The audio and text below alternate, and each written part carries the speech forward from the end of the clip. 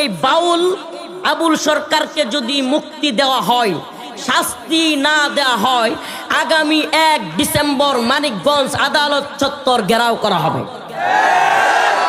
ইনশাআল্লাহ আমি নিজে মানিকগঞ্জ যাব। মানিকগঞ্জ আদালত চত্বরে মানিকগঞ্জের জনগণকে লাইভে এসে বলেছি আপনারা উপস্থিত থাকবেন। মানিকগঞ্জবাসীকে বলেছি, আলেম উলামা ছাত্র জনতা দল মত নির্বিশেষে আমার রব্বে কাবার সম্মানের জন্য, সম্মান ইজ্জতের হেফাজতের জন্য এই বাউল ফাউলদের বিরুদ্ধে আমাদেরকে ঐক্যবদ্ধ হয়ে বাংলার জমিনে আওয়াজ তুলতে হবে।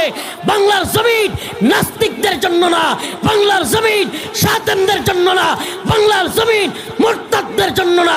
শাহজালাল মুজাররদে ইয়ামিনীর জমিনে আল্লাহকে নিয়ে কটূক্তি করে এই জমিনে হাসিনা টিকতে পারে নাই, আল্লাহর বিরুদ্ধে কটূক্তিকারী কেউ টিকতে পারবে না। আল্লাহর জমিনে বাস করি, এমি আল্লাহরই যদি কটূক্তি করে, চিন্তা করছেন কোন সময়? আস্তাগফিরুল্লাহ, আমার রবকে যদি এই সমস্ত কথা বলে, তাইলে এই জমিনে থাইকা লাভটা কি? কথা বলেন না? এই এত এত মাহফিল, এত এত ওয়াজ, এত এত মাদ্রাসা, এত এত দাওরা হাদিস, হাফেজ, মুফতি, কি হবে আমাদের? আমার রবকে নিয়ে যদি কেউ কটূক্তি করে, আমার আল্লাহকে নিয়ে যদি আল্লাহর নাউজুবিল্লাহ, আল্লাহ পাক কি মানুষ রে বেটা, তুই যে এইভাবে আল্লাহর এই সমস্ত কথাবার্তা বলছিস? আল্লাহ পাক কি মানুষ যে আল্লাহর এটা নাই ওইটা নাই, বা আল্লাহর এটা ওইটা বুঝি না? নাউজুবিল্লাহ। এই সমস্ত কথা বলবার পরেও এই বদমাশের পক্ষেও নাকি কোনো নেতা আবার কোনো দল সাপোর্ট করে। মেঘমল্লার বসু নামে বামপন্থী এক বদমাশ ঢাকা বিশ্ববিদ্যালয়ে মশাল মিছিল দিছে বাউল আবুল সরকারের পক্ষে। সে যুক্তি দিতেছে বাউল আবুল সরকার জীব এবং পরমের পালা করে, জীব এবং পরমের পালা করতে গেলে অনেক সময় একদল জীবের পক্ষে থাকে, আরেকদল পরমের পক্ষে থাকে, আল্লাহর পক্ষে থাকে। তো তখন একটু পালার মধ্যে এদিক সেদিক হইতেই পারে, কথার মধ্যে এদিক সেদিক হইতে পারে।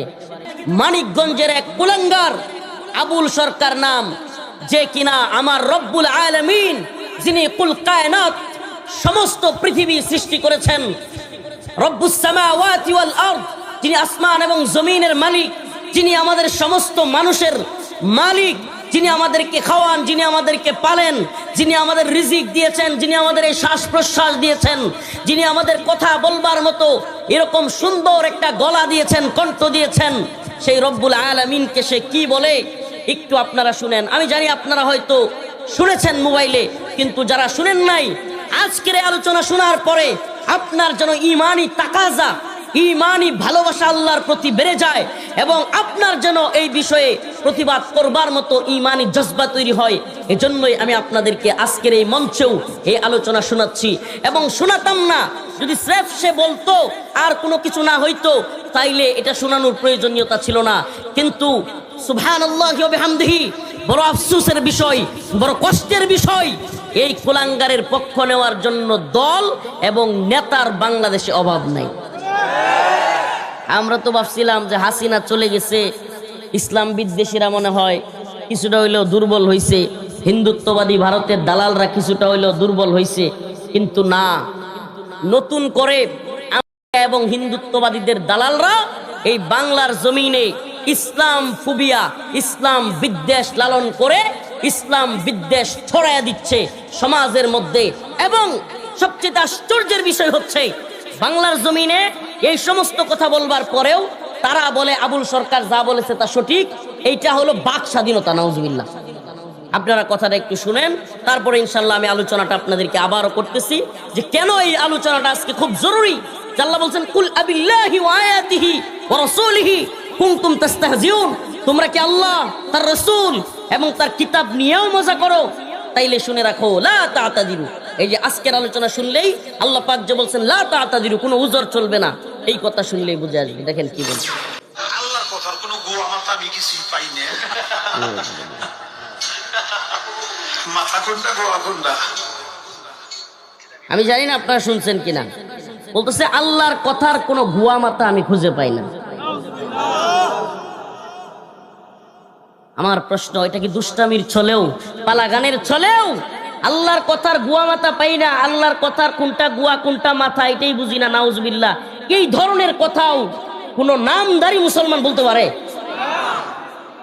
আমি যদি এখন বলি কোন আওয়ামী লীগের নেতারে তোমার নেত্রীর গোয়া কুন্ডা মাথা কুন্ডা, এটা আমরা বুঝি না। যদি বিএনপির কোন নেতার সামনে বলি তার নেত্রীকে, সে অবশ্যই কষ্ট পাবে।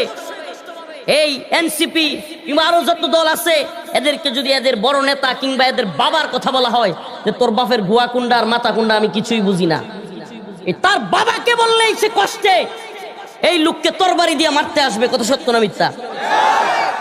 অথচ আমার রব্বে কাবা, যার কাছে আমাদের জীবন, যার কাছে আমাদের মৃত্যু, যার কথায় আমাদের জান্নাত, যার কথায় আমাদের জাহান্নাম, আরে পুরো পৃথিবী যদি আমার বিরুদ্ধে চলে যায়, এই পুরো পৃথিবী মিলে আমার মাইরাই ফেলতে পারবে। এর চেয়ে বেশি কিছু? এই পুরো পৃথিবী মিলে আমাকে মারতে পারবে, শহীদ করতে পারবে, কিন্তু আমার আল্লাহ যদি আমার ক্ষমা করে দেয়, আমার জান্নাত দিবে। তাইলে আমার যেই রব সবকিছু করবেন, সেই রবকে বলতেছে আল্লাহর কথা, আমি বলতেও তো লজ্জা লাগে। নাউজুবিল্লাহ। আপনারা শুনলে আশ্চর্য হবেন। এই কুলাঙ্গার আবুল সরকার, এই লোক এই কথা বলবার পরে পুলিশ প্রশাসন, মানিকগঞ্জের তৌহিদি জনতা, মানিকগঞ্জের মুসলমানরা জেগে উঠছে, প্রতিবাদ জানাইছে। এখন পুলিশ প্রশাসন তারে অ্যারেস্ট করছে, গ্রেফতার করছে, সে কারাগারে আছে। এটা একটা ভালো উদ্যোগ ছিল, কিন্তু যেই তাকে গ্রেফতার করেছে, এদেশের তথাকথিত এলিট শ্রেণী, তথাকথিত সুশীলরা খুব গর্জে উঠছে। এদেশের বামপন্থীরা, বিশেষ করে বর্তমানে 2-4টা সমন্বয়ক, যার কথা শুনে কিছু তার মুরিদ আছে, একজন বদমাইশ, কিছু বাজারে মনে করেন যে আপনাদের এলাকায় আছে কিনা, ওই চুর ধরা খাইলে যখন পাবলিক সব খেপা থাকে, অনেক দিন ধরে দোকানপাটে চুরি করতেছে, ধরতে পারে না, এটা নেগা ওইটা নেগা, হঠাৎ করে এক চুরের পাইছে, পাবলিক তখন কেমন খেপা থাকে, সব ডিমিললে এটা মারণের লেগে রেডি হয় না? ঠিক এই মুহূর্তে দেখবেন গ্রাম্য কিছু মুরব্বী আছে, এ দৌড়ে গিয়া চুরের পক্ষ লইব। আছে কিন্তু আপনাদের এলাকায় আছে কিন্তু, দৌড়ে যাইব, যায় কইব অমুকের গায়ে হাত দিবি না, এর গায়ে হাত দেওয়া কিন্তু আমার গায়ে হাত দেওয়া। এই বাংলাদেশে এই কুলাঙ্গার বাউল আবুল সরকারের পক্ষ নিয়া এরকম কথা বলছে বাংলাদেশের বর্তমানে স্বঘোষিত মুরব্বী ফরহাদ মাজহার। 2-1টা সমন্বয়ক উপদেষ্টা তার কথা শুনে এই জন্য সে বলতেছে যে আবুল সরকারের গায়ে হাত দেওয়া, তাকে গ্রেফতার করা, আমাকে গ্রেফতার করা। নাউজুবিল্লাহ। আসলে ভাষা খারাপ করতে ইচ্ছা হয় না ওয়াজ মাহফিলে এসে। তো এই বুইরা খাডাস মনে করতেছে দেশটা মনে হয় 2-4টা উপদেষ্টা আর 2-4টা যে ছাত্র সমন্বয়ক, তার কথা শুনে মনে করতেছে দেশটা হাসিনার মতো তার বাপের হয়ে গেছে। এ বুঝতেছে না যে এই দেশের ইতিহাস, এদেশের ইতিহাস, ঐতিহ্য, এদেশের সংস্কৃতি, এদেশের কালচার। মানুষ, যে ব্যক্তি নিয়মিত নামাজও পড়ে না, কিন্তু কোনো আলেমকে, কোনো ইসলামকে, দিনকে নিয়ে কটূক্তি করলে, সমাজের ইমাম সাহেবকে কেউ আক্রমণ করলে, এই সমাজের নামাজ কম পড়া লোকটাও কিংবা নামাজ না পড়া লোকটাও দৌড়ায়া যায়। কেন আমার রসুলের বিরুদ্ধে কথা বলবে, কেন আল্লাহর বিরুদ্ধে কথা বলবে, কেন ইমাম সাহেবকে আহত করবে? এই জিনিসটা এই দেশের জনগণ সহ্য করতে পারে না।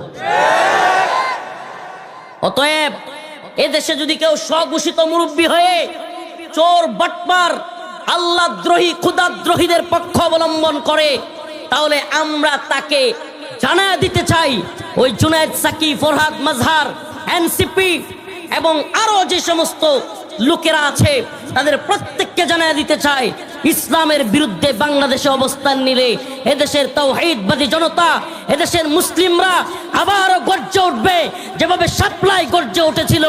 প্রয়োজনে সারা দেশব্যাপী মুসলমানরা গর্জে উঠে হলেও সমস্ত ইসলাম বিদ্বেষীদের দাঁত ভাঙা জবাব দেওয়া হবে। প্রিয় উপস্থিতি, আমি আপনাদের সামনে একটা আয়াত এবং তার কিছু অংশ তিলাওয়াত করেছি, একটা পূর্ণাঙ্গ আয়াত এবং আরেকটা আয়াতের কিছু অংশ। সূরা তাওবা 65 নম্বর আয়াত এবং 66 নম্বর আয়াতের অল্প অংশ আপনাদের সামনে তিলাওয়াত করেছি। আমি শুরুতেই এই আয়াতের আলোচ্য বিষয় এবং এই আয়াত নাজিল হওয়ার প্রেক্ষাপট বা শানে নুজুল আপনাদের সামনে একটু বর্ণনা করতেছি। তার আগে দুইটা উদাহরণ দিলে আপনারা আজকের আলোচনা এবং আজকের আয়াতের যে সারমর্ম বুঝতে সহজ হবে। আমাদের সমাজে কিছু মানুষ আছে, এরা দেখবেন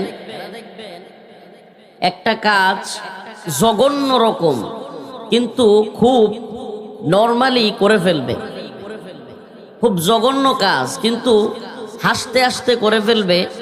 আপনি যখন বিষয়টা বুঝে ফেলবেন, ধরে ফেলবেন, তখন বলবে মজা করতেছিলাম। সমাজে অনেক মানুষ এমন আছে, খুব জঘন্য কাজ। মনে করেন কথার কথা চুরির মতো, মোবাইলে একটা কথার কথা, মোবাইলটা কিছু মানুষের চরিত্র হইলো মোবাইলটা হঠাৎ করে আতলে এলবো কিংবা চিপাই চাপায় একটা ভিড়ের মধ্যে, হ্যাঁ। কিন্তু যদি মনে করেন সবাই মিলে চেক করে এর কাছে ভায়ালান, আরে তোর লগে দুষ্টামি করতেছিলাম, দেখবেন যে পরিচিতই। তো এরকম লোক সমাজে আছে না নাই? আবার কিছু লোক কিছু জঘন্য কাজ, নাউজুবিল্লাহ, জিনার মতো, বেবিচারের মতো জঘন্য কাজ, কিছু দুশ্চরিত্র লোক আছে। আমাদের মা বোনদের ঘরে রাতের বেলায় যেই বাড়িতে হুনে এই বাড়িতে পুরুষ মানুষ নাই, কিছু দুশ্চরিত্র লোক বাড়িতে গিয়া হুট কইরা টোকা মারে। টোকা মাইরা ওই মহিলাদেরকে পরীক্ষা করে যে মহিলারা যদি তার ডাকে সাড়া দেয়, দরজা খুলে, তাইলে খারাপ কাজে লিপ্ত হওয়ার জন্য।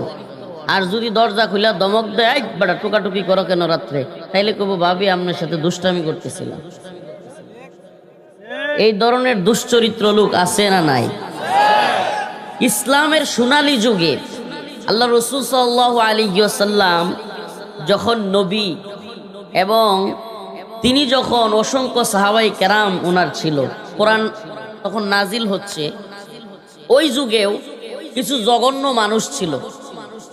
তাবুকের যুদ্ধের সময় বিশাল এক সমাবেশের মধ্যে কোরআনের আলোচনা, কোরআনের মজমা চলতেছে। কোরআনের কি চলতেছে? মজমা চলতেছে, আলোচনা চলতেছে, কোরআন তিলাওয়াত চলছে। তো বলতেছিলাম এরকম দুষ্টামি ফাইজলামির নাম দিয়া জঘন্য জঘন্য চরিত্রের কাজ করার লোক আছে না নাই? এটা শুধু এই জামানায় ছিল এমন না, আগের জামানাতেও ছিল। রাসূলুল্লাহ সাল্লাল্লাহু আলাইহি সাল্লামের জামানা, তাবুকের যুদ্ধ। তো এই যুদ্ধের এক সমাবেশে কোরআনের আলোচনা চলছে, কোরআন পড়া তিলাওয়াত চলছে। এই সময় এক মুনাফিক সে পাশের একজনকে বলতেছে, এই যে কোরআন পাঠকারী যারা কোরআন তিলাওয়াত করে, মানে কোরআন পাঠকারী, এই কোরআন তিলাওয়াত করেনেওয়ালা লোকগুলো বড় মিথ্যুক, নাউজুবিল্লাহ। এই জামানায় আছে না, ছিল না? কি কর, যদি নাই থাকতো তাইলে কোরআনের মাহফিলে কি বাধা দিত? ওই যে আমনেগর বটতলায় কিছুদিন আগে আসতে চাইছিলাম, মনে আছে? ওই পরে বাজার থেকে ফিরাইয়া দিল। এই বন্ড বাটপারের দল আজকে কোথায়? এদের যেগুলো বাপ দাদা পর দাদা একবারে 14 গোষ্ঠী সহ পালাইছে। আল্লাহ তাআলা জালেমকে ছাড় দেয় কিন্তু ছেড়ে দেয়। তবে একটা কথা, আমি কিন্তু ওই দিন ওই যেই মুড়ে আটকাইছিল, আমি কিন্তু মাহফিলে আসতে রাজি ছিলাম, আসবই যা কিছু হোক, কিন্তু কমিটি আমারে সারা দিল না।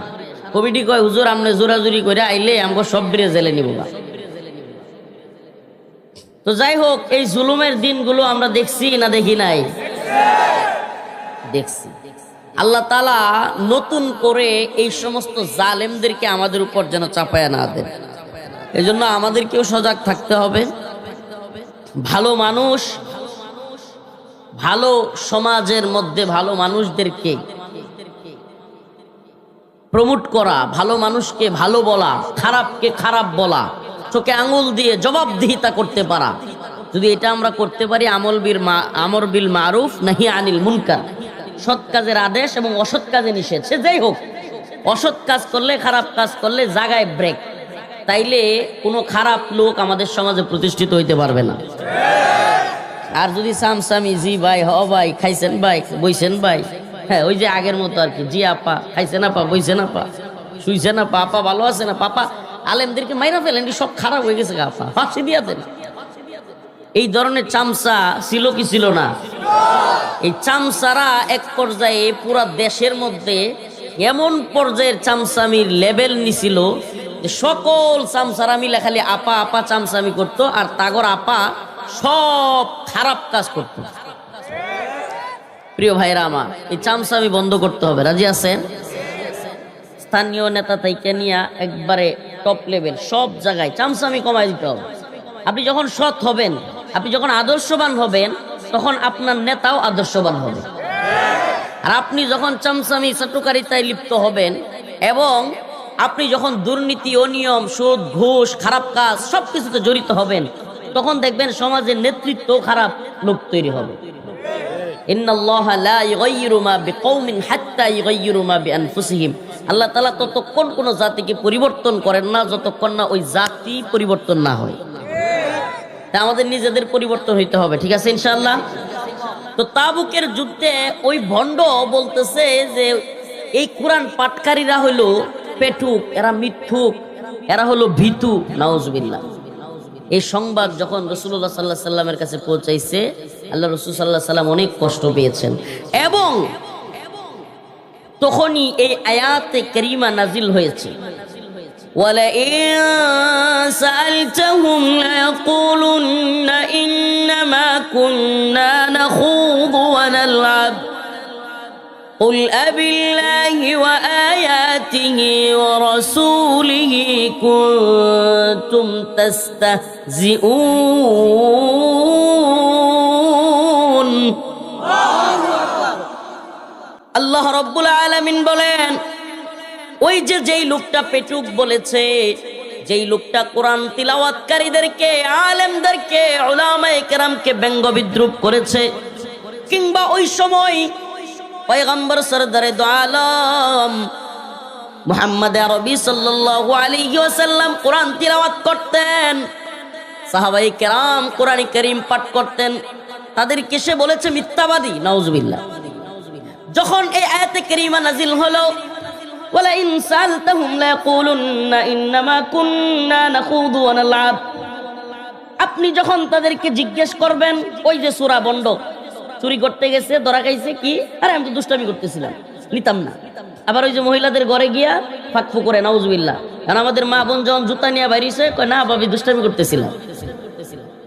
তো আল্লাহ পাক বলে দিচ্ছেন, ওই শ্রেণীর যেই লোক কোরআন তিলাওয়াতকারীদেরকে মিথ্যাবাদী বলছে, কোরআন পাঠকারীদেরকে পেটুক বলেছে, ভীতু বলেছে, আল্লাহ পাক বলতেছেন, হে আমার নবী, হে আমার প্রিয় বন্ধু, ওয়ালা ইন সালতাহুম, আপনি যখন তাকে প্রশ্ন করবেন, লা ইয়াকুলুন্না ইন্নামা কুন্না নাখুদু ওয়া নালআব, সে বলবে, ইয়া রাসূলুল্লাহ, আমি তো মজার ছলে দুষ্টামি করতেছিলাম। আমি কি করতেছিলাম?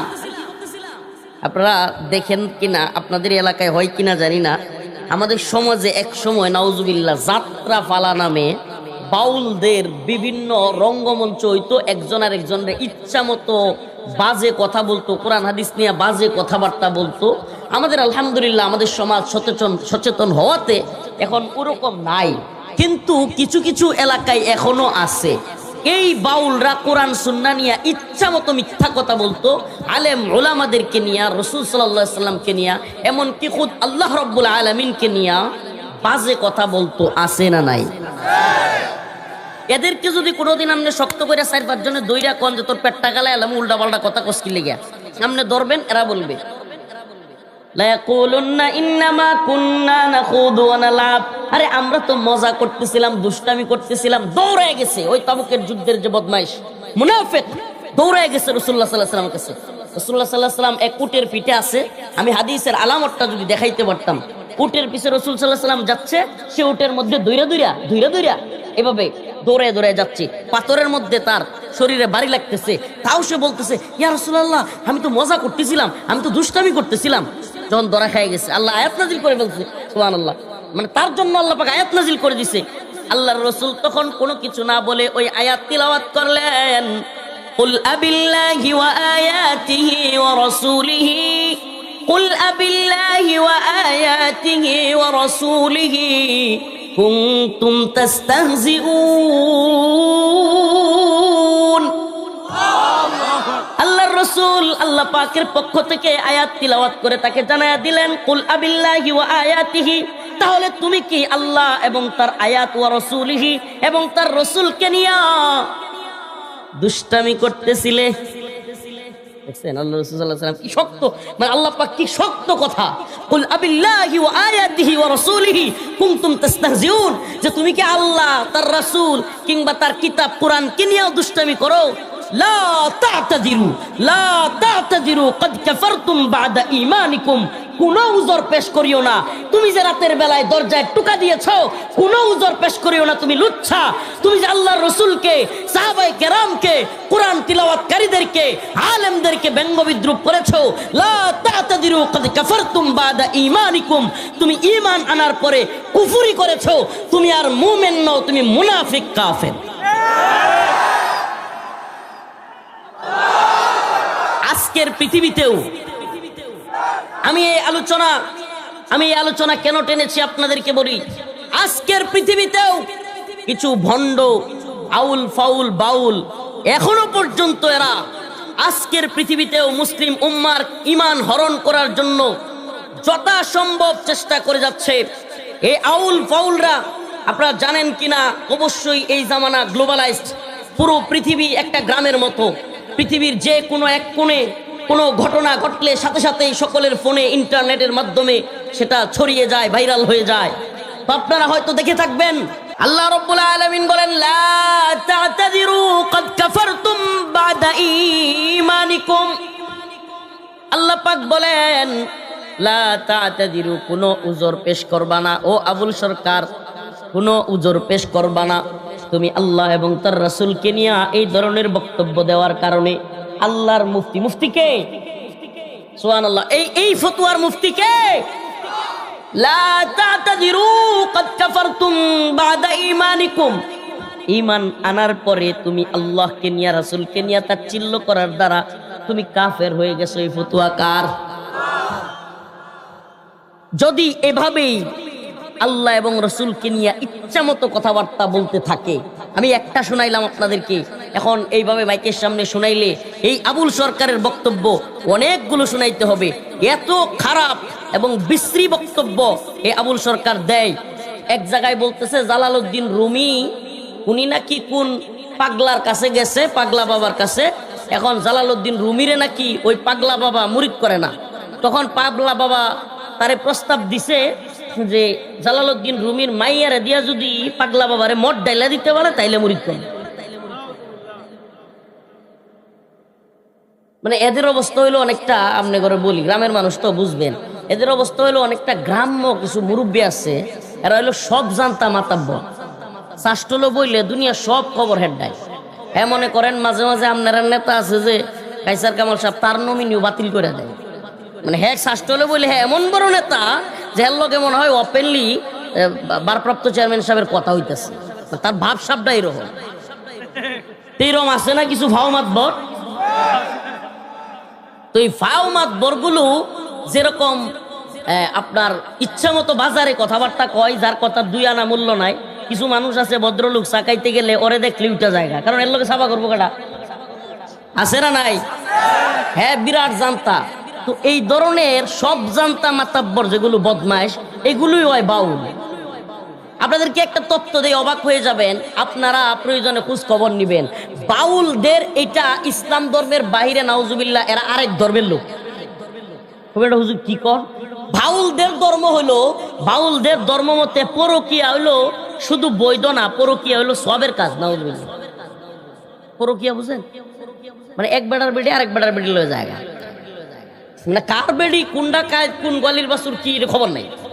বাউলদের, আপনারা হাসতেছেন কেন? খবর নেন, আমি অথেন্টিক নিউজ বলতেছি। বাউলদের কার বউ কার খেদমত করতেছে, বাবার খেদমত, এটা নাকি বিরাট সওয়াব। এবং নাউজুবিল্লাহ, তারা নাকি ওই যে এক বউ আরেক বেটার লয়ে গিয়ে শুয়া ওই অন্তিম মুহূর্তে নাকি তাদের পরম সত্তা হাজির হয়ে যায়। মানে লুচ্চালা ফাঙ্গাদের ধর্ম। এদেশে যতগুলো বন্ডের মাজার আছে, একটা কথা মনে রাখবেন, যদি গাজা আর এই নারীদের উলঙ্গ নাচানাচি, উল্টাপাল্টা নাচানাচি আর শিরিক না থাকতো, গাজা না থাকতো, তাইলে এদের কোনো দরগা মাজার একটা থাকতো না।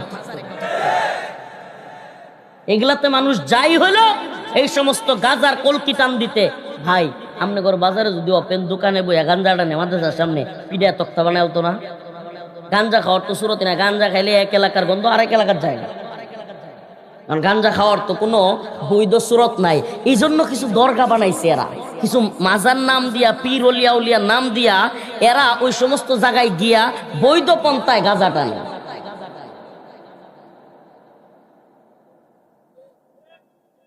কি আছে না নাই? বৈধ পন্থায় গাঁজা টানে, আমগর এলাকায়ও আছে। এই বৈধ পন্থায় গাঁজা টানার আসর বসানোর জন্যই বাবার নাম দিয়া, পীরের নাম দিয়া এগুলো করে। ও মুসল্লিম উম্মাহ, আল্লাহ এবং তার রাসূলকে নিয়ে কটূক্তিকারীর শাস্তি কি আপনারা জানেন? লম্বা সময় আলোচনা করব না, সময়ও নাই, আমাকে যাইতে হবে জারিয়া মাদ্রাসার মাহফিলে। আমাদের এই অঞ্চলের সর্ববৃহৎ একটা মাদ্রাসা জারিয়া মাদ্রাসা। তো ওখানে আমার বাড়ির পাশে, আমি ওই মাদ্রাসার ছাত্র ছিলাম। তো হুজুরে বলছিলাম, হুজুর হয় আমার 10টার দিকে দিয়ে দেন, নাইলে 12টায় দেন, ওটা কইরে আসি। হুজুর রাজি না, হুজুর এনে শোয়া রাখছে, হুদায় ঘুমায় পড়ছিলাম, ঘুমায় ওয়াজ ফেলাইছিলাম। তো আবার আসতেছি ইনশাল্লাহ, হয়তো আপনাদের নেতার মাদ্রাসায় উনি দাওয়াত দিয়েছেন, ব্যারিস্টার সাহেব দাওয়াত দিচ্ছেন। কত তারিখ জানি? 26 তারিখ মনে হয়। হ্যাঁ, সবাই জানে 26 তারিখ ইনশাল্লাহ আসতেছি, দেখা হবে। তো একটু আল্লাহ এবং তার রাসূলকে নিয়ে কটূক্তি করলে শাস্তি কি, এইটা একটু আপনাদেরকে জানাই, আমি আলোচনার শেষ দিকে যাব। প্রিয় ভাইরা আমার, বন্ধুগণ আমার, মুহাম্মদ বিন মাসলামা রাদিয়াল্লাহু আনহু আল্লাহর নবীর এক সাহাবী। সুবহানাল্লাহ। অনেকে সুশীলরা আছে দেখবেন, বলে যে আচ্ছা হুজুর, আপনারা এত লাফান কেন, আপনারা এত কষ্ট পান কেন? আল্লাহর রসুল কি জীবনে কোনোদিন কাউরে মারতে কইছে? আল্লাহর রসুল কি মারামারি পছন্দ করতেন? এইগুলা কি ইসলামে চলে? কিছু সুশীল আছে না নাই? বলে কি বলে না? আল্লাহর রসুল সাল্লাল্লাহু আলাইহি ওয়াসাল্লামকে কষ্ট দিত ইহুদিদের এক নেতা, নাম হলো কাব বিন আশরাফ। কি নাম? কাব বিন আশরাফ। আল্লাহ রসুলকে কষ্ট দিত। আল্লাহ রসুল সাল্লাল্লাহু আলাইহি ওয়াসাল্লামের বিরুদ্ধে কবিতা বানাইতো, কবিতা, আল্লাহ রসুলকে নিয়ে কটূক্তি করে, ব্যঙ্গ করে কবিতা বানাইতো।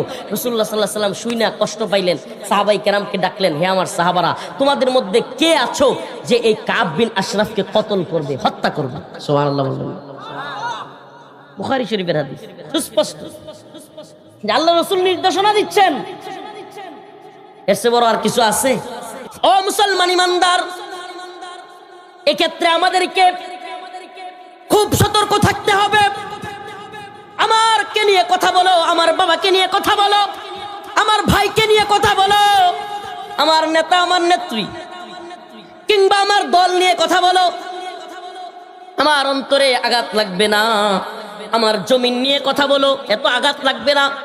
কিন্তু সাবধান, যদি আপনি আমাকে নিজেকে ইমানদার দাবি করেন, তাহলে অবশ্যই অবশ্যই আপনার বাবা মা ভাই বোন এমনকি নেতা দলের চাইতেও আমার আল্লাহ এবং তার রাসূলকে যদি কেউ গালি দেয়, কটূক্তি করে, আপনার অন্তরে তার চাইতেও ভয়ঙ্কর বেশি আঘাত লাগতে হবে। তাইলে বোঝা যাবে যে আপনার আমার অন্তরে প্রকৃত ঈমান আছে। ঠিক কি ঠিক না? আজকে যেই আলোচনা আপনাদেরকে শুনাইলাম, যে লোক বলতেছে, যে লোক এরকম জঘন্য কথা বলতেছে, আল্লাহর কথার কি নাই, নাউজুবিল্লাহ। আমি ছোট মানুষ, আমি অদম। এখন তো সব, আল্লাহ মাফ করুক, রাজনৈতিক নেতা দায়িকা নিয়ে আমার হুজুররাও যারা রাজনৈতিক দল টল করে, ভোট আর ঝুট নিয়ে তারা খুব ব্যস্ত, আল্লাহরে সময় দেওয়ার মতো সময় নাই। নাউজুবিল্লাহ, আল্লাহ হেদায়েত দান করুক। আল্লাহর কটূক্তিকারী এই বাউলদের নিয়ে কথা বলবার মনে হয় ওনাদের সময় নাই, ভোট আর জোট নিয়ে ব্যস্ত। কি আর অন্যান্য দল রে ওনারা কিছু কইব? যে শুরু করছে খেলাফত আর জমিয়ত, তারা মারামারি করি তো সময় পায় না। ইসলাম কায়েম হইতেছে। শুনেন, এই গণতান্ত্রিক প্রক্রিয়ায়, আব্রাহাম লিঙ্কন, জর্জ রশিদের প্রক্রিয়ায় পৃথিবীর 1 ইঞ্চি ভূমিতে 1924 সালে খেলাফতে উসমানী পতনের পরে 1 ইঞ্চি ভূমিতে এই গণতন্ত্রের ভোট দিয়া সিলমারো দিয়া 1 ইঞ্চি ভূমিতে কোরআন সুন্নাহ প্রতিষ্ঠিত হয় নাই। কিয়ামতের আগ পর্যন্ত এই গণতান্ত্রিক প্রক্রিয়ায় ইসলাম বিজয়ী হবে না, লিখে রাখেন। তো তাদের, আপনাদেরকে বলি, বাংলাদেশে একটা ভয়াবহ ষড়যন্ত্র চলতেছে। ষড়যন্ত্রটা হলো পশ্চিমা যেই কালচার, নাউজুবিল্লাহ, আপনার মন মতো চাইলেই ধর্ম পরিবর্তন করতে পারবেন, চাইলেই যে কারো বিয়ে করতে পারবেন, চাইলেই যে কোনো সময় আল্লাহ এবং তার রাসূলরে নিয়ে যেমন চাই বলতে পারবেন, কোরআন নিয়ে যে কোনো কিছু বলতে পারবেন, নাউজুবিল্লাহ, চাইলে কোরআন পড়াইতে পারবেন, নাউজুবিল্লাহ। ওই পশ্চিমা স্বাধীনতার নামে, বাক স্বাধীনতার দোহাই দিয়া, পশ্চিমা ডলার খায়া বাংলাদেশের কিছু নেতারা, জুনায়েদ সাকি, ফরহাদ মাজার, আরো কিছুগুলো এনসিপির কিছু পোলাপান, আরো কিছু লোক একটা এজেন্ডা বাংলাদেশে ঢুকাইতে চাচ্ছে। হাসিনা তো গেছে, এখন শয়তানরা এদের উপরে বর করছে, লাত্তি তো ঠিক মতো খায় নাই। মানে এরা মনে করছে আমরা উড়ে আইছি দেশটা, এরা মনে করছে আমরা শুধু হাসিনার বিরুদ্ধে ছিলাম। আরে বেটা, হাসিনার বিরুদ্ধে যেই কারণে ছিলাম, একই কাজ যদি এখন যে কেউ করে, ডক্টর মোহাম্মদ ইউনূস হোক, কিংবা বাংলাদেশে ফরহাদ মাজার হোক, কিংবা আগামী দিনে কোনো সরকার হোক, ইসলামের বিরুদ্ধে যে যাবে, আমরা বাংলার জমিনে তার জন্য সংকীর্ণ করে তুলবো। আল্লাহ তাআলা আমাদের সবাইকে দ্বীনের উপর অটল অবিচল থাকবার তৌফিক দান করুক, কোরআন সুন্নাহ অনুযায়ী আমল করবার তৌফিক দান করুক। আল্লাহ আমাদের সবাইকে নামাজি বানায়া দিক। আল্লাহ পাক আমাদের সবাইকে দ্বীনের মৌলিক ভালোবাসা অন্তরের মধ্যে ডাইলা দিক। সকলে বলেন আমিন।